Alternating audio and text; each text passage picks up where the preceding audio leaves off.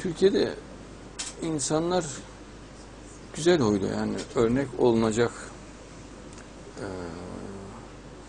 güzel tavırlar göstertiyorlar. Ama dünyada her yer öyle değil. Sevgisiz yerler de var. Sevginin bu kadar dünyada tutuk olması da mucize. Benim çocukluğumda daha sevgi yaygındı. Zamanla sevgi çok öldü. Özellikle 1980'lerden sonra müthiş bir sevgisizlik ve egoistlik dünyaya yayıldı. Ama buna karşılık da derin ve gerçek sevgi derinden yayılmaya başladı. Halbuki sevgi çok lezzetli, vücudun en çok haz aldığı, en çok mutlu olduğu Allah'tan gelmiş en güzel zevktir ve nimettir.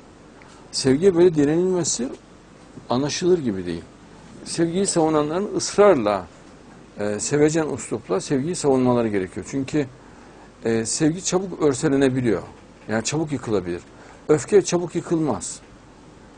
Öfke çok sağlamdır zemini. Kinin ve nefretin zemini çok sağlamdır. Çok kolay gelişir. Yani az bir emekle nefret çok kolay elde edilebilir. Az bir nefret çok büyük bir nefrete dönüşebilir. Ama sevgide sabır gerekiyor, irade gerekir, akıl gerekir, nezaket gerekir, temizlik gerekir, saygı, hürmet gerekir. Yani yoğun olarak akıl kullanması gerekiyor. Ama gaddarlıkta, ahlaksızlıkta, psikopatlıkta, zalimlikte, sevgisizlikte, merhametsizlikte aklı kullanmaya gerek yoktur. Yani hayvani içgüdüler yeterlidir.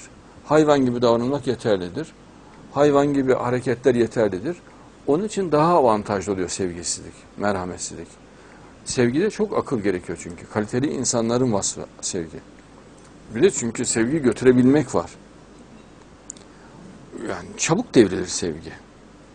Hassas bir şeydir. Mesela 100 metre götürsün, devrilmeye kalkar. Hemen düzelteceksin. Bir yere çarpar. Kolay döndürmen gerekiyor. Virajları kolay aldırman gerekiyor.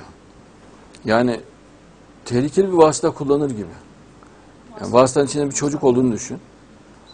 Ve çok engellerle dolu bir yer olduğunu düşün. Öyle özenle. Ama psikopatlıkta frene patlamış çöp kamyonu gibi gidersin. Oraya vurur, buraya çarpar, kırar, devirir, kabadır, pistir. Hiçbir şey olmaz. Yani acımasızlıkta, sevgisizlikte.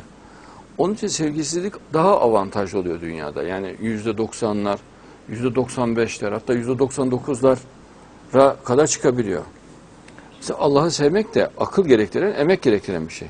Ama haşa Allah'a karşı çıkmak hayvani bir içgüdünün çok kolaydır. Dinsizlik çok kolaydır. Çok kabaca yapabilirsin. Yapabilirler.